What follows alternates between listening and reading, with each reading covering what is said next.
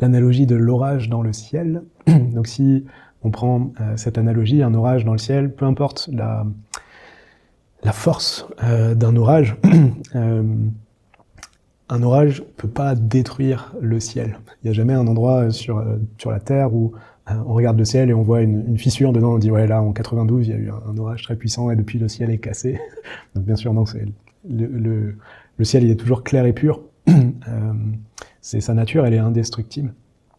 Et de même le ciel il est très vaste, un orage aussi fort et grand qu'il soit, il prend jamais l'intégralité du ciel, ça reste toujours localisé. Et le dernier point c'est que un orage, c'est temporaire. Le ciel, il existait avant, il existe pendant, il existera après l'orage. Donc il y a ces trois choses que nous amène cette analogie. Le fait qu'un orage, ça peut pas casser le ciel, qu'un orage, c'est localisé et c'est temporaire. Donc quelque part, le ciel, il est plus fort, il est plus grand, il est là pour toujours. L'orage, c'est juste ouais, un problème ou un dérèglement temporaire, une crise temporaire, on va dire.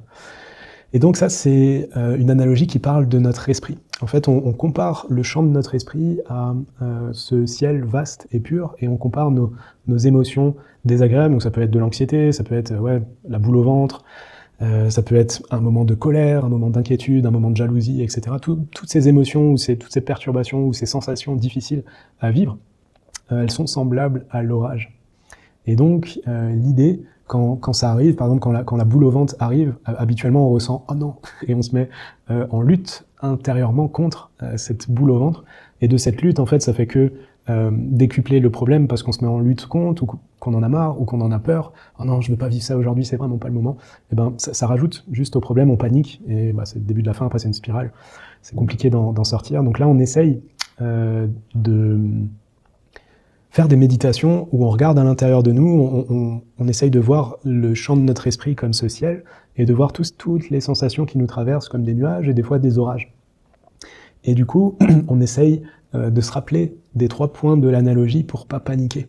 En fait, exactement comme un orage, ces sensations douloureuses, elles apparaissent, elles se manifestent, puis elles disparaissent.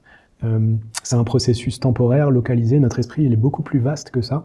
On pourrait se placer ailleurs dans l'esprit, on n'est pas obligé de zoomer sur la sensation désagréable. Plus on zoome dessus, plus elle nous fait du mal, mais si on se rappelle, c'est juste un orage. Mon esprit c'est un vaste ciel, je peux me placer ailleurs et regarder l'orage de loin. Et quoi qu'il arrive, ne pas paniquer, aussi dur que ça soit, ça va pas laisser de traces sur notre esprit, une sensation, elle laisse pas de traces.